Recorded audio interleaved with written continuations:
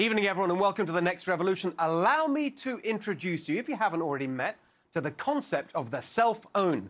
You've probably heard about owning the libs. We don't really go in for that here. As you know, we prefer policy-based arguments. But what's fascinating about American politics right now is that the Democrats' policy agenda seems to be based on owning themselves, time after time, on every issue. Like clockwork, tick-tock, tick-tock. Monday, Tuesday, Wednesday, Thursday, Friday, own goal, own goal, own goal, one after another, without fail, no end in sight. This truly catastrophic Biden regime, along with its lamentable Democrat carbon copies around the country. I suppose we should dutifully say low carbon copies, but whatever. There they go, shooting themselves in the foot, sabotaging their stated aims, owning themselves on a daily basis. They create a crisis, make it worse, and call it progress.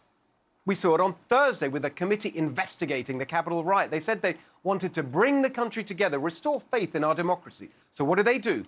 Take something we can all agree on, that the Capitol riot was a disgraceful stain on America that should never have been allowed to happen, and turn it into partisan point scoring. They didn't even ask how it was allowed to happen and what might be done to stop it happening again. Then on Tuesday, we saw them own themselves in California. In the primary election, let's have all-male voting, they said. Let's send everyone a ballot, whether they ask for one or not. That's the way to increase participation. That's the way to get everyone voting. Remove the barriers, send out the ballots. No more voter suppression. That's saving our democracy, folks. But wait, what was the turnout again? 21%. Yeah, around half the turnout in the last midterm primary where most people voted in person.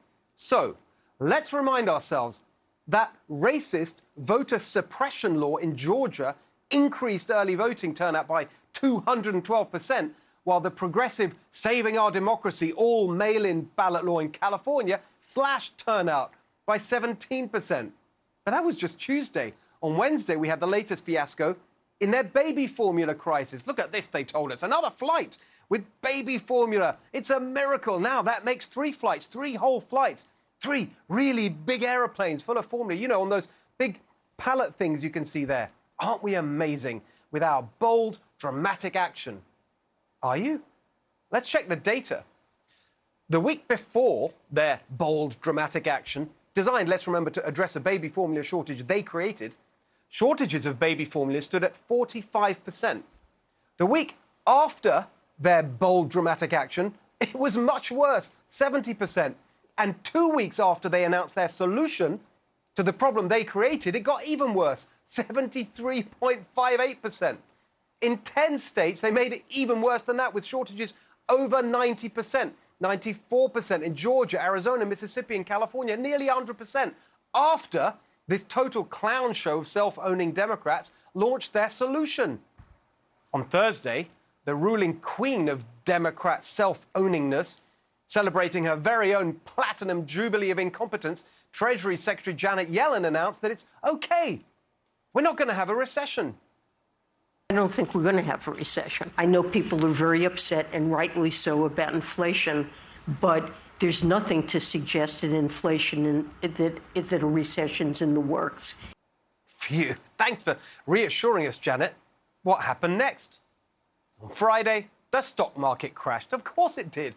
Considering what she's been saying for the past year about inflation, I think we'd have been more reassured if she told us we definitely were going to have a recession.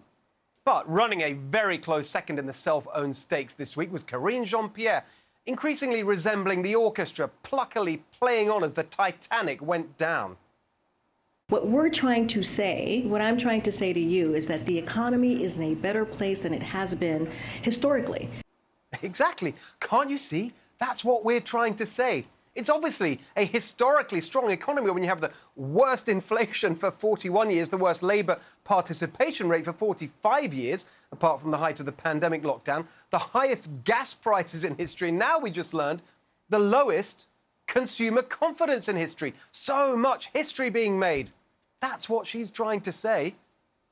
We've seen their self-own on the border. Not a crisis, let alone a self-created crisis, said DHS Secretary Alejandro Mayorkas to Congress, while he was saying privately it was so unsustainable, Democrats were going to lose the election over it.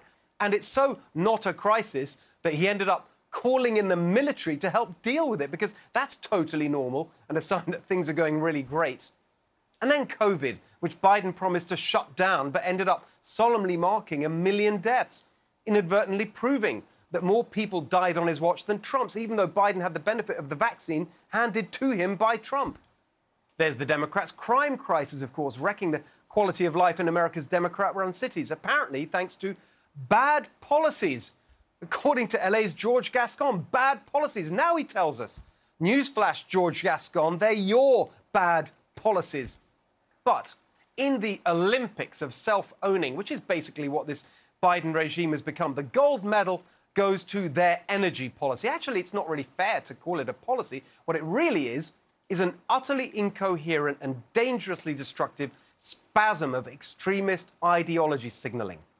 On Monday, the White House announced that it's invoking the Defense Production Act to boost domestic energy. Oh, don't worry, not oil and gas, but solar panels and heat pumps. Brilliant, that'll help as the price of gas hits $5 a gallon nationwide for the first time ever, a level which, of course, would be considered an absolute bargain in Democrat-run California.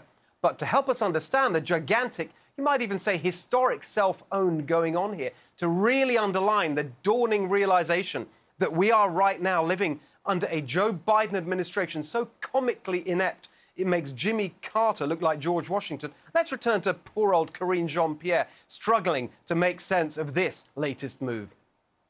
More on the Defense Production Act that was announced today. The president, taking a step back from that, what emergency is the president using to invoke the Defense Production Act? Because historically it's been in the 1950s for the Korean War, and during COVID it was enacted.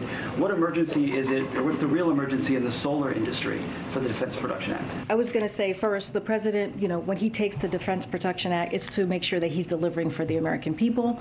It is an important tool that he has used a couple of times, and it has been incredibly effective. Incredibly effective. Yeah, it had better be, because the actual answer to that question, what emergency is the president using to invoke the Defense Production Act, is elsewhere provided by the White House with these words, quote, risks to our power grid. Oh, and why do we have risks to our power grid, you may ask? Not long ago with President Trump, we were a net energy exporter. We have risks to our power grid because someone, I wonder who, decided it would be a smart idea to wage war on American energy, to block pipelines, to cancel drilling leases, to make everything to do with energy of all kinds, including even green energy, slower, more costly, more complicated, with endless new rules and regulations and taxes, all in the name of extremist climate zealotry that, far from reducing our emissions, will actually increase them as Biden flies to Saudi Arabia to beg for more of their dirtier oil to be shipped across the world in the most polluting form of transportation known to man, and far from bringing about the new green future we were promised, threatens rolling blackouts across the country, which is why Biden declared a national energy emergency in the first place. Like I said, self-owning Democrats.